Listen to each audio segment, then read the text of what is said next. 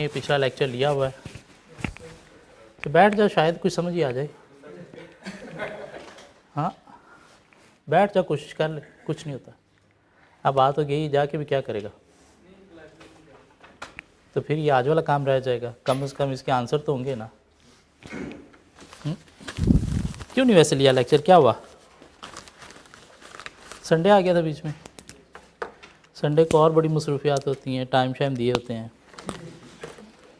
Commitments होती हैं ना लोगों की। मेरे ख्याल से अब तो आजकल तो every day should be a study day होना चाहिए ना। अगर आजकल भी हर डे स्टडी डे नहीं है तो फिर तो हालात बड़े बिगड़ जाएंगे आगे चल के।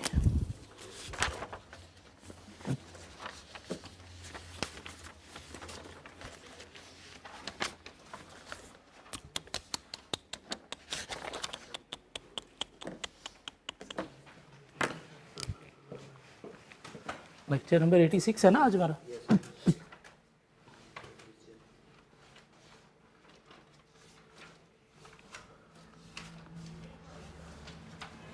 CAF 6 MFA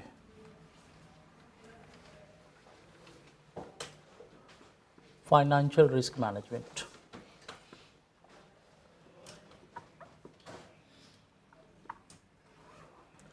दो तरह से मैनेज होगा,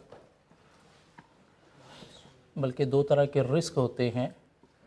एक इंटरेस्ट रेट रिस्क होता है और एक फॉरेन एक्सचेंज रिस्क होता है।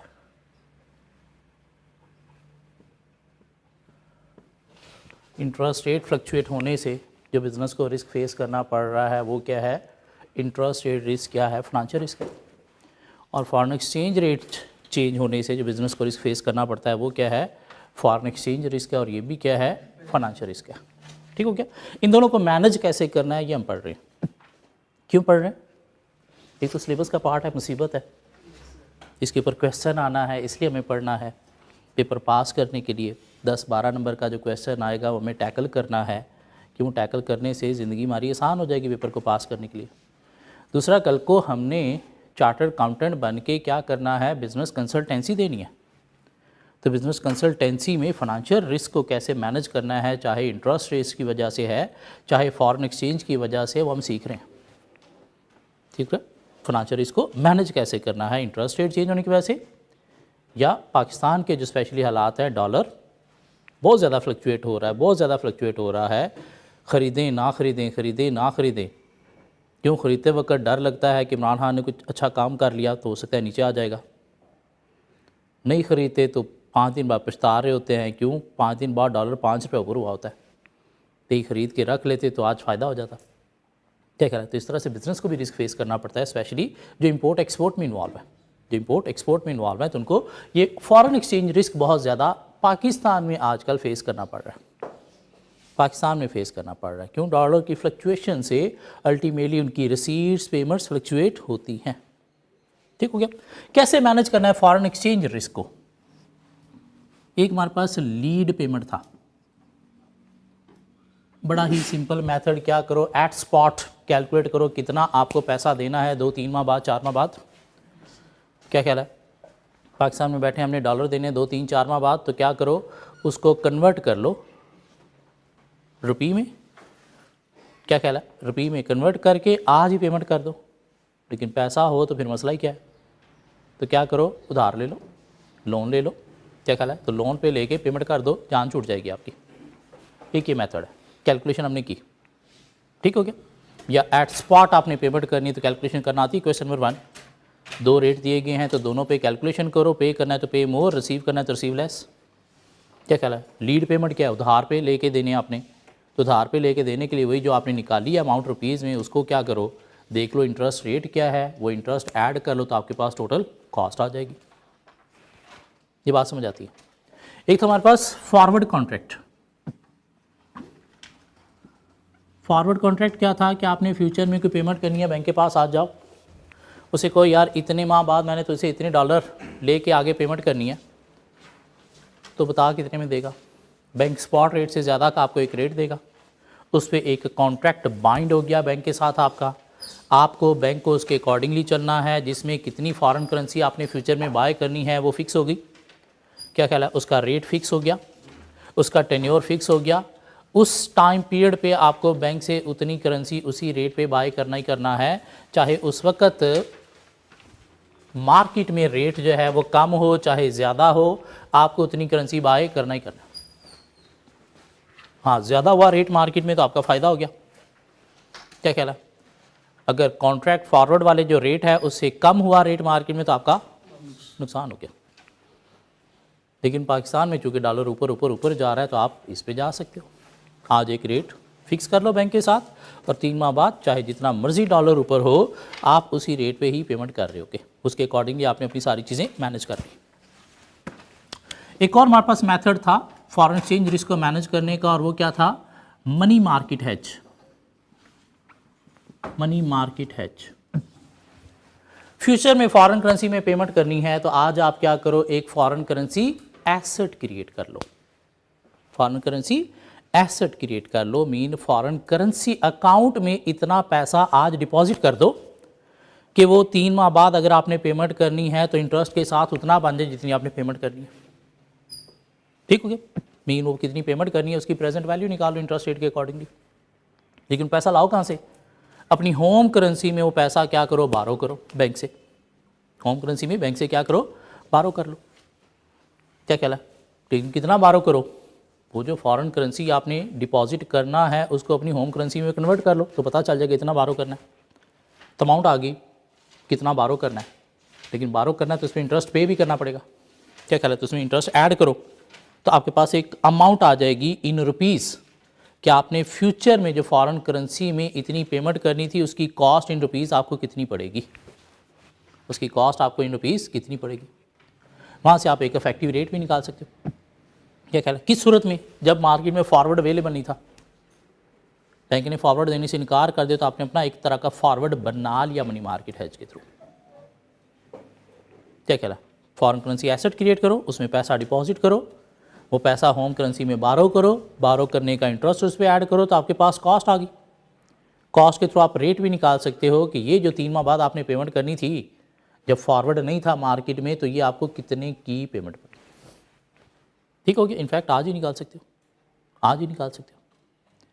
नहीं, फ्यूचर में फॉरेन करेंसी में रिसीव करना है तो मनी मार्केट हेज क्या कहता है कि आप क्या करो, फॉरेन करेंसी लाइबिलिटी क्रिएट करो, फॉरेन करेंसी में बारो करो। कितना बारो करो? इतना बारो करो कि 3 माह का इंटरेस्ट ऐड करने के बाद वो उतना पैसा बन जाए जितना आपने रिसीव करना था, वो उतना पैसा बन जाए जितना आपने रिसीव करना था। क्यों? वहाँ से रिसीव होगा, बैंक को देके जान चढ़ा लोगे। लेकिन वो पैसा करना क्या भाई? क्यों आपने बारो करना है? क्यों आपने लोन अमाउंट निकालनी है? ताकि वो पैसा ला के होम कंट्री में आपको होम करेंसी में क्या करो, डिपॉजिट कर दो। और आपकी होम करेंसी का अगर रेट ज़्यादा है, फॉरेन करेंसी का rate interest rate foreign country का कम है, आपके होम कंट्री का इंटरेस्ट रेट ज़्यादा है, तो इसमें आपको फ़ायदा हो जाएगा। क्या करोगे? इधर से आप जो डिपॉजिट के ऊपर इंटरेस्ट कमाओगे वो साथ आप क्या करोगे, फॉरेन करेंसी में जो आपने बारो किया है उसका इंटरेस्ट रेट पे कर रहे होगे। कमा ज़्यादा रहे होगे, पे कम कर रहे होगे। क्या ख्याल है? और यहाँ से भी आप एक टोटल अमाउंट ऑफ रसीट निकाल सकते हो कि आपको कितना जो है वो 3 माह में इस मनी मार्केट हेज के थ्रू रिसीव हुआ। पढ़े हमने ये तीनों मेथड। पिछले लेक्चर में हमने जो है वो एक और मेथड पढ़ लिया और वो क्या है, फ्यूचर्स। एक सेपरेट मार्केट है, फ्यूचर्स एक सेपरेट मार्केट है, उसके कुछ अपने रेट होते हैं जो स्पॉट रेट से क्या होते हैं, डिफरेंट होते हैं। उसके कुछ अपने रेट होते हैं जो स्पॉट रेट से डिफरेंट होते हैं। तो फॉरेन एक्सचेंज रिस्क को मैनेज करने के लिए हम क्या कर सकते हैं, फ्यूचर्स में भी ट्रेड कर सकते हैं। और फ्यूचर्स में क्या होता है, बाइंग सेलिंग होती है गेन लॉस के लिए। कोई भी लॉन्ग टर्म जो है वो इसके अंदर इन्वेस्टमेंट नहीं होती, बाइंग सेलिंग होती है किस लिए, गेन या लॉस के लिए। और फ्यूचर्स मार्केट में अगर आप एंटर हो रहे हो तो आपको 2 तरह की ट्रांजैक्शन वहाँ पे परफॉर्म करना पड़ती हैं, buy now, sell later. Mean एक काम नहीं करोगे, दोनों काम आपको करना पड़ेंगे। क्यों? ट्रेड करने आप जा रहे हो, गेन लॉस लेने जा रहे हो, तो गेन लॉस बाइंग सेलिंग दोनों काम करने से होंगे। या फिर क्या करना पड़ेगा, सेल नाउ बाय लेटर। हाँ, अगर आपको पेमेंट करनी थी, क्या करनी थी, पेमेंट करनी थी, तो फिर आप कौन सी ट्रांजेक्शन करोगे, बाय नाउ सेल लेटर या sell now buy later, buy now sell later की सूरत में, पेमेंट की सूरत में। आज फॉरेन करेंसी क्या करो, बाय करो, उसके बाद क्या करो, सेल कर दो फ्यूचर के रेट के अकॉर्डिंगली, और उसको कंपेयर कर लो किसके साथ, अगर स्पॉट रेट के अकॉर्डिंगली आप काम करते तो। हाँ, अगर आपको फ्यूचर में कोई रिसीट लेनी थी, in case of export receipt लेनी थी, in case of import payment करनी थी, तो रिसीट की सूरत में आज आपको क्या करना पड़ेगा, सेल करना पड़ेगा, और फिर बाद में क्या करना पड़ेगा, बाय करना पड़ेगा। अब इसके थ्रू हम कैसे कैलकुलेशन करेंगे, सबसे पहले हम अपनी एक टाइम लाइन बनाया करेंगे कि हेज डेट क्या है, ट्रांजैक्शन डेट क्या है। उसके बाद स्टेप नंबर 1 है हमारा, हमें क्या करना है, हेज स्ट्रैटेजी आइडेंटिफाई करनी है, either buy now sell later है या फिर सेल नाउ बाय लेटर है। नंबर 2 हमने क्या करना है, चॉइस ऑफ कॉन्ट्रैक्ट हमने देखना है कि हमारे पास डिफरेंट फ्यूचर्स की प्राइसेस आ रही होंगी, तो हमने देखना है कि हमने कौन सी चूज़ करनी है, और हमने नंबर ऑफ कॉन्ट्रैक्ट्स में नंबर ऑफ लॉट्स भी कैलकुलेट करनी है, क्यों फ्यूचर में जो है वो लॉट्स की फॉर्म में जब बाइंग सेलिंग होगी, करेंसी अगर आपने बाय सेल करनी है तो 1000 की लॉट्स में, 300 की लॉट्स में, इस तरह से लॉट्स फॉर्म में आपको जब बाय सेल करना पड़ेगी, तो आपको लॉट भी देखना पड़ेगी, और लॉट ऑलवेज आपको होल नंबर में लेना है। 19.1 है तो 19 लॉट्स बन जाएंगी, 19.7 है तो 20 लॉट्स बन जाएंगी। ठीक हो गया, पहला स्टेप हेज स्ट्रैटेजी। दूसरा step choice of lot, number of lots, क्या कहला है, choice of contract, number of contract. तीसरा आपको gain loss on future calculate करना है, बाय फ्यूचर के रेट पे आप करेंगे तो कितनी अमाउंट होगी, सेल करेंगे तो कितनी अमाउंट होगी, वहाँ से आपके पास गेन लॉस आ जाएगा। क्या कहला है, सेल नाउ बाय लेटर पे चलना है तो सेल किस अमाउंट पे आप करोगे, बाय किस अमाउंट पे आप करोगे, तो गेन लॉस आ जाएगा। क्या कहला है, और ये गेन लॉस ही फ्यूचर की मार्केट में आप लेते हो या देते हो, और कोई आप इन्वेस्टमेंट नहीं करते। क्या कहला है, बाय करने गए हो तो फ्यूचर मार्केट में आप बाय करने के लिए पैसा नहीं लेके गए, सेल करने गए तो जितने का सेल होगा वो सारा पैसा आपने नहीं लेना, आपको क्या मिलना है, अगर कोई गेन हुआ है तो वो मिलना है, या कोई लॉस हुआ है तो आपने पल्ले से देना है। ठीक हो गया, उसके बाद आप क्या करोगे, स्पॉट मार्केट पे अगर आप फ्यूचर में ना जाते तो फिर कितना गेन या लॉस होना था। क्या कहला, फिर कितना गेन या लॉस होना था, मीन आपने एक्चुअल बाइंग की कितनी की है 3 माह बाद स्पॉट रेट पे, और अगर आप तब ही बाइंग करते तो तब कितनी की होनी थी, कुड हैव बीन बॉट, तो गेन या लॉस आ जाएगा।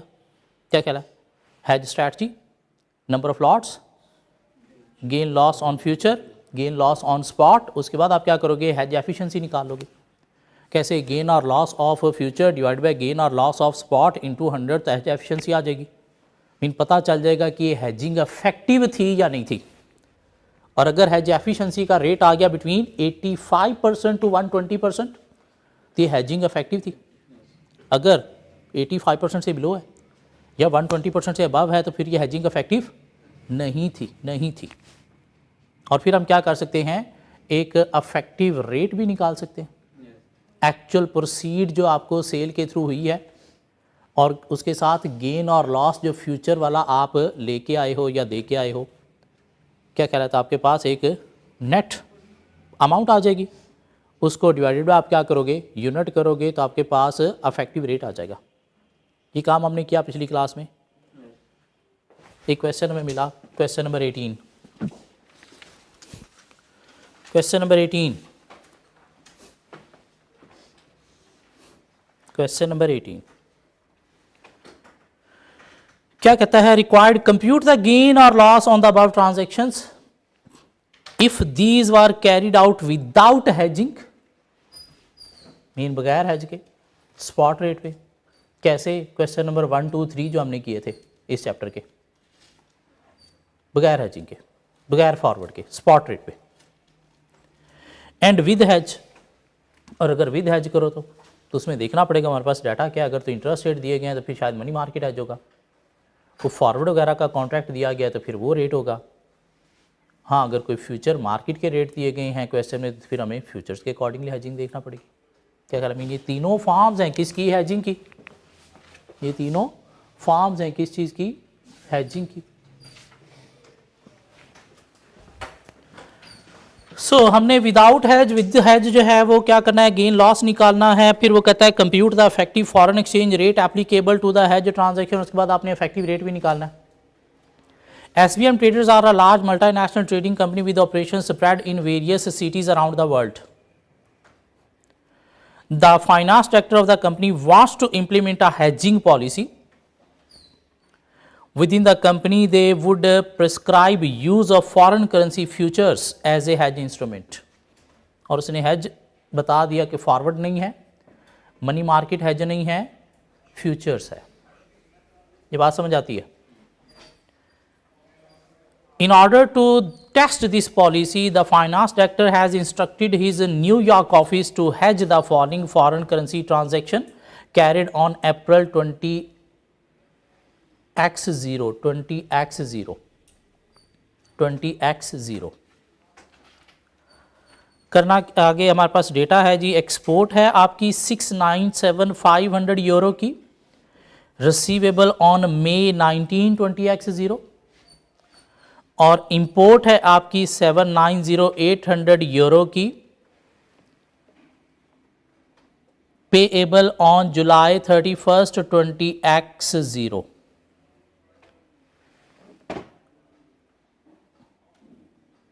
एक यूरो है आपके पास करेंसी और एक शायद पाउंड है। एक यूरो है, यस, एक पाउंड है।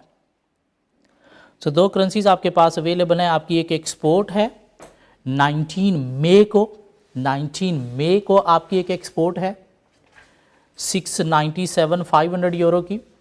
क्या ख्याल है?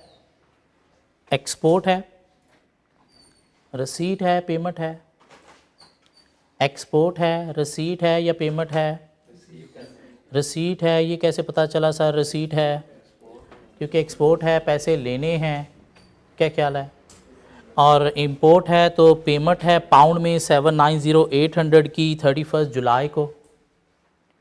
After the year end on 30 September 20x0, the finance director wants to evaluate the impact of the decision. Spot rate on the relevant dates for as under. As on April 16,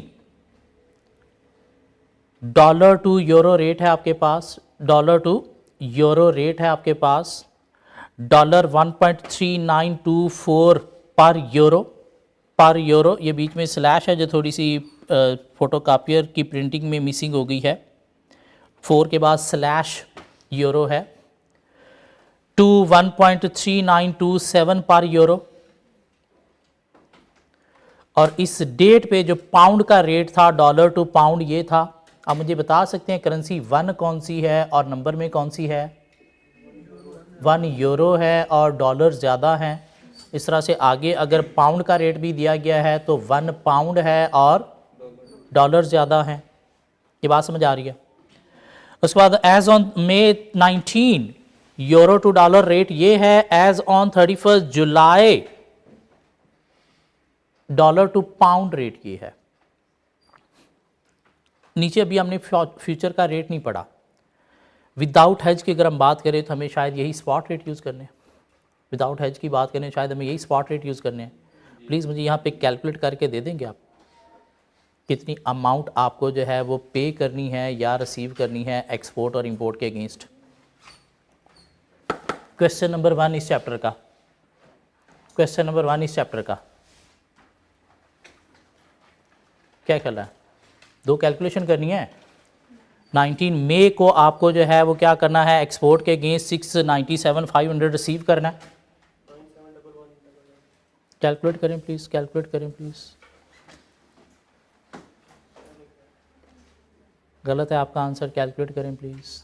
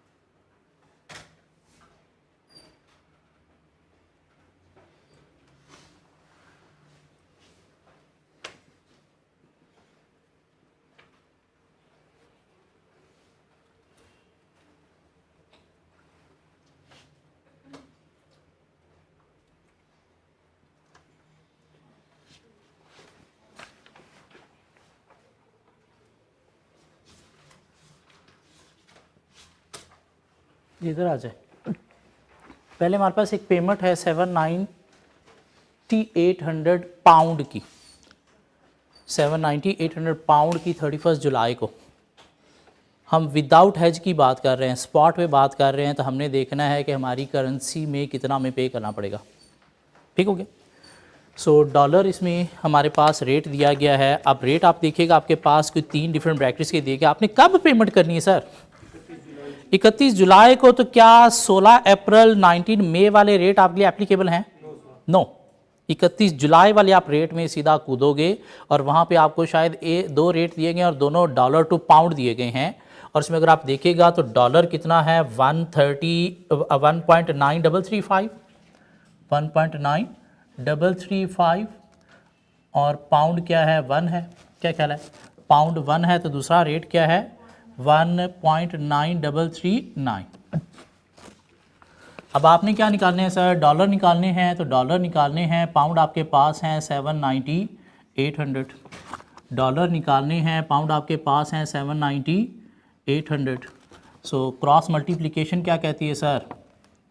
cross multiplication क्या कहती है? x into 790-800 into 1.9335। Multiplication का rule आ गया। क्या ख्याल है? Amount बताइएगा मुझे ज़रा।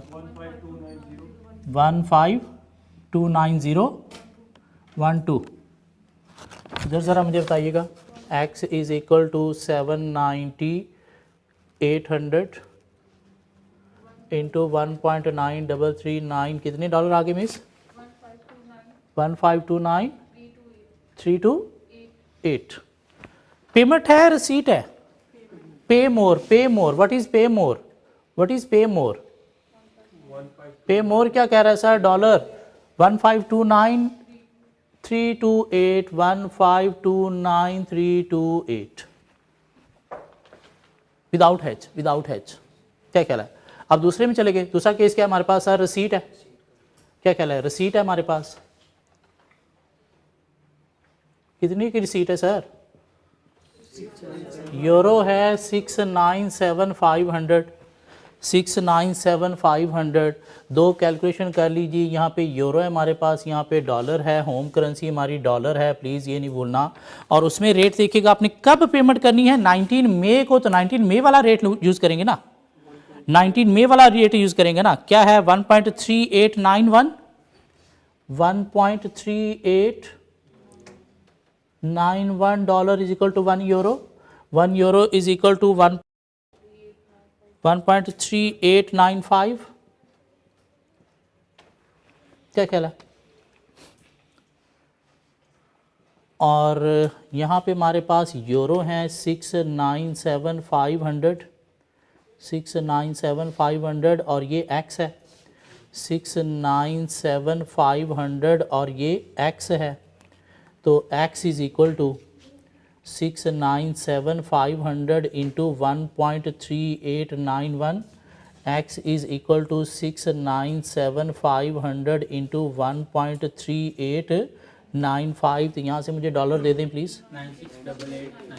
968897 और इधर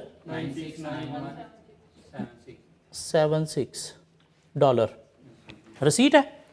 तो receive less, receive less dollar कौन से? 968897। 968897। तो ये हो गया सर विदाउट हेज। इसमें देखें कोई मसला है तो बताएं मुझे। चलिए आगे। With hedge, with hedge future.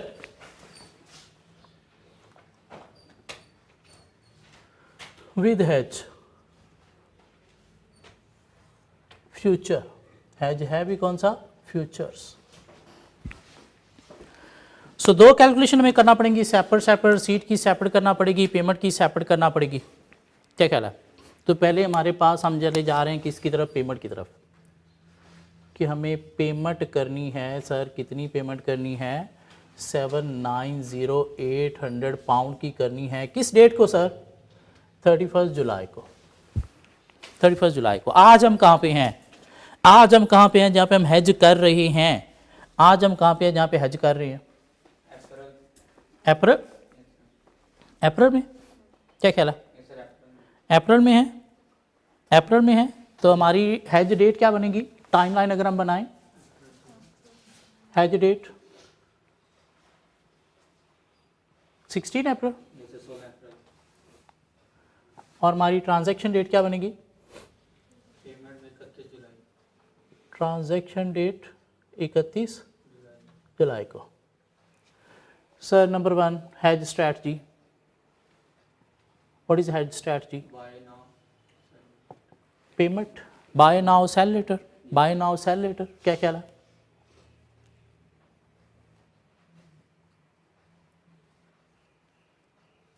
किसी को इस चीज़ पे एतराज़ हो। Number 2 choice of contract, choice of contract and number of contracts mean lots. अब आगे हम हेजिंग के डाटा में अगर देखिएगा, future rates on the relevant dates for as under, future आपके पास दिए गए हैं जी, यूरो रेट्स दिए गए हैं, स्टर्लिंग रेट्स दिए गए हैं। अभी हम शायद स्टर्लिंग की बात करने जा रहे हैं, यूरो की नहीं। और उसमें देखिएगा तो 16 अप्रैल को आपको स्टर्लिंग के रेट दिए गए हैं, जून 30 का और सितंबर 30 का रेट दिया गया है, जून 30 का और सितंबर 30 का रेट दिया गया है। और उसमें भी रेट आपको दिए गए हैं किस चीज़ के, ऑन अप्रैल 16 क्या रेट थे, ऑन मई 19 क्या रेट थे, ऑन 31 जुलाई क्या रेट थे। आपको किससे कंसर्न है, जो अप्रैल 16 से फ्यूचर के रेट, मई 19 के या जुलाई 31 के रेट से, आपको किन रेट से कंसर्न है, आपको किन रेट से कंसर्न है। बाय करना है तो आपने आज बाय करना है, आज रेट क्या है 16 अप्रैल, तो आपको 16 अप्रैल वाले रेट से कंसर्न है स्टर्लिंग के। और आपने सेल करना है तो सेल आपने कब करना है सर, 31 जुलाई को, तो 31 जुलाई वाले कॉलम से कंसर्न है। 3 कॉलम दिए गए हैं, तो सेकंड वाला कॉलम आपके लिए बिल्कुल भी एप्लीकेबल नहीं है। ये बात मैं ठीक कर रहा हूँ। सेकंड वाले कॉलम में देखो तो वैसे भी पाउंड का रेट ही नहीं है, वहाँ पे तो यूरो का रेट है, तो आपका उसके साथ कंसर्न होना भी नहीं चाहिए। क्या ख्याल है, बाय आपने आज करना है 16 अप्रैल पे और सेल आपने करना है 31 जुलाई पे। ये बात समझ आती सर।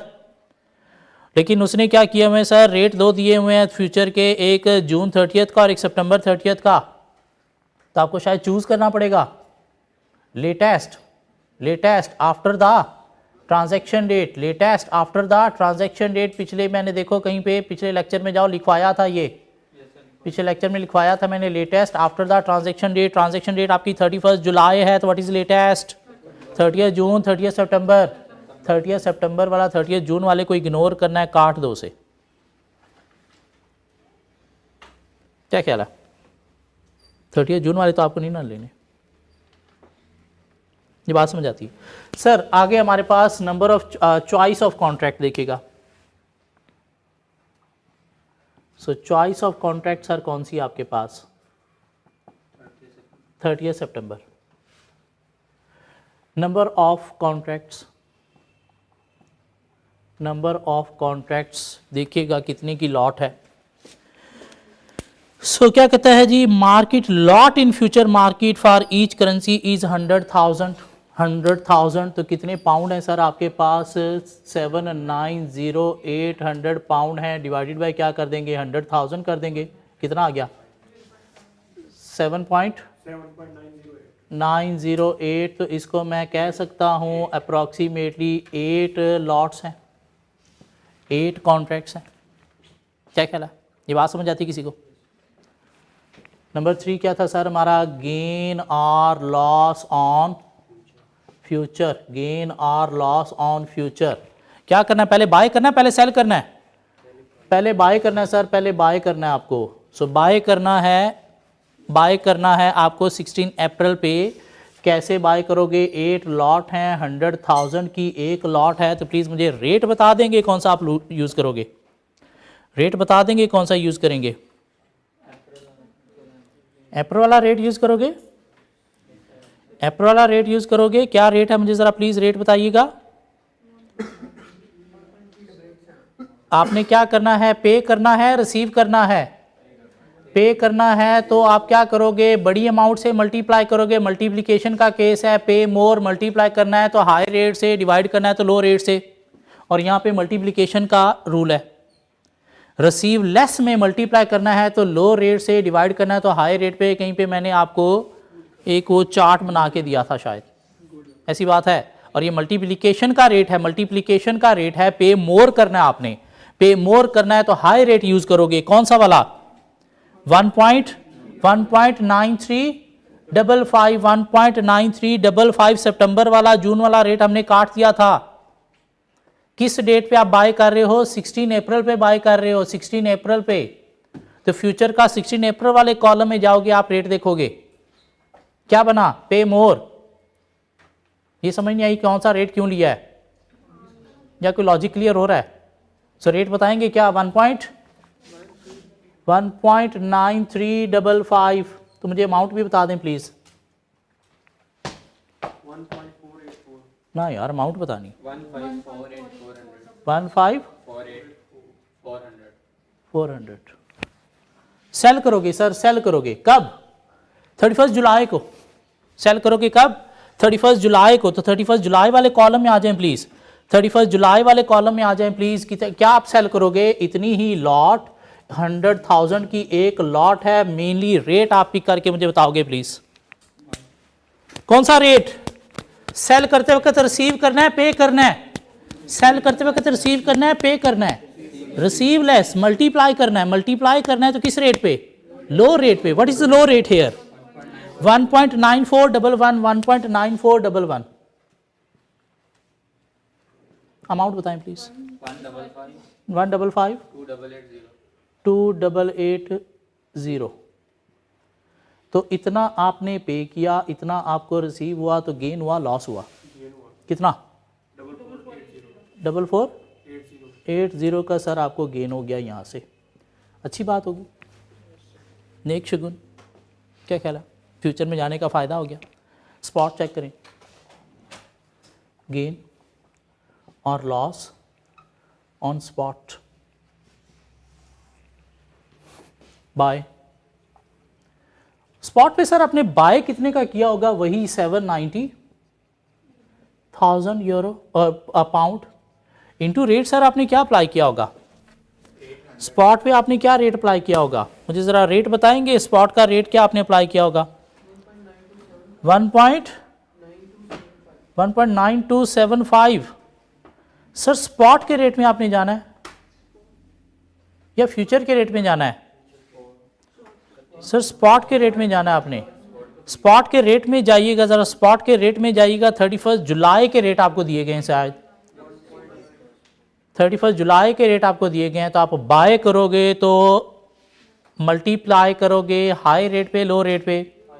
हाई रेट क्या है, दो रेट है, 1.9335 एंड 1.9339। स्पॉट में फ्यूचर वाले रेट का कोई ताल्लुक नहीं है, तो फ्यूचर वाला डब्बा छोड़ के ऊपर वाला डब्बा स्पॉट वाला रेट वाला आपने देखना है। क्या कह रहा है, तो आपने बाय किया होगा सर 31 जुलाई वाला जो रेट है स्पॉट का, फ्यूचर का जो रेट आपको स्पॉट का जो रेट मिल रहा था 31 जुलाई वाला, वो कितना मिल रहा था, दो रेट मिल रहे थे, 1.9335 और 1.9339। तो आप कौन सा रेट यूज करोगे, 1.9339। बाय कर रहे हो, पे मोर, 1.9339। क्या अमाउंट बनी, 790,800 है सर। अमाउंट मुझे बताइएगा ज़रा क्या बनी, 1529328 सर, ये यही अमाउंट थी स्पॉट पे।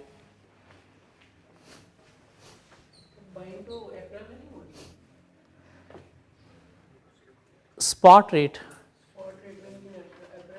आप बाय करोगे 31 जुलाई को पेमेंट करने के लिए। अब हम बात करेंगे कुड हैव बॉट ऑन 16 अप्रैल। क्या ख्याल है, इन आपने बाय किया बगैर हेजिंग के गए, तो आपने क्या किया, 31 जुलाई को बाय करके इतनी पेमेंट की। क्या ख्याल है, 31 जुलाई के वाले रेट पे। अगर आप उसी डेट पे बाय करते तो फिर आप क्या करेंगे, कुड बाय, कितने का बाय कर सकता था? नहीं सर, कितने का बाय कर सकता था 16 अप्रैल पे? कितने का बाय कर सकता था 16 अप्रैल पे? रेट देखिएगा 16 अप्रैल पे क्या रेट था सर? 16 अप्रैल पे क्या रेट था? पाउंड वाला प्लीज, यूरो वाला नहीं, पाउंड वाला रेट 1.9275, 1.9275। सर पिछले क्वेश्चन ही किए या परसों किए थे, बीच में गैप आ गया। क्या कहला? कितना? 247। तो आप इतने पे बाय कर सकते थे, आपने बाय इतने का किया, फायदा हो गया नुकसान हो गया? लॉस हो गया सर। कितना? 5061 का लॉस हो गया। ये बात समझ आई किसी को? हेज एफिशिएंसी, हेज एफिशिएंसी क्या कहती है सर? क्या था? गेन और लॉस, गेन और loss on future divided by gain और loss on spot into 100. What is gain or loss on future? 4480. What is gain or loss on spot? 5061 into 100. What is hedge efficiency? 88.5%। अच्छा हो गया। क्या कहला? अच्छा हो गया, बुरा हो गया? अच्छा हो गया। ज़रा इफेक्टिव रेट भी निकाल देंगे, इफेक्टिव रेट निकालेंगे। क्या कहला? इधर कर लूँ मैं, net cash and effective rate.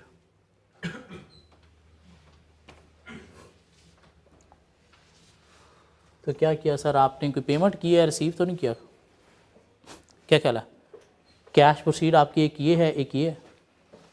ये तो हवा में हुआ ना, इसमें आपने कोई कैश लिया दिया तो नहीं ना, इसमें कोई कैश लिया दिया तो नहीं ना।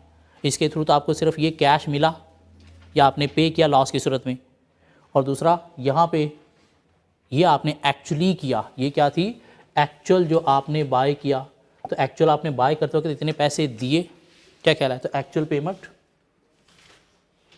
सो एक्चुअल पेमेंट है सर आपके पास कितनी? 1529328 की। और साथ आपको कोई गेन या लॉस ऑन फ्यूचर भी हुआ है, और गेन या लॉस ऑन फ्यूचर आपको 4480 का गेन हुआ है। तो मुझे प्लीज़ नेट पेमेंट बता देंगे। 1524848। कितनी करेंसी थी? 790800। तो प्लीज़ मुझे इफेक्टिव रेट बता देंगे। इफेक्टिव रेट मिलेगा सर 1.9282। देखिएगा यही बात थी जो आपकी शायद रिक्वायरमेंट बी थी, शायद यस रिक्वायरमेंट बी थी। ये क्या आया? डॉलर पर पाउंड। क्या कह रहा है? पाउंड एक था। जी सर, ये किसी को समझ आई हो? वही बातें हैं जो परसों की है मैंने, नई बात आज कुछ भी नहीं की, कोई नई बात नहीं की।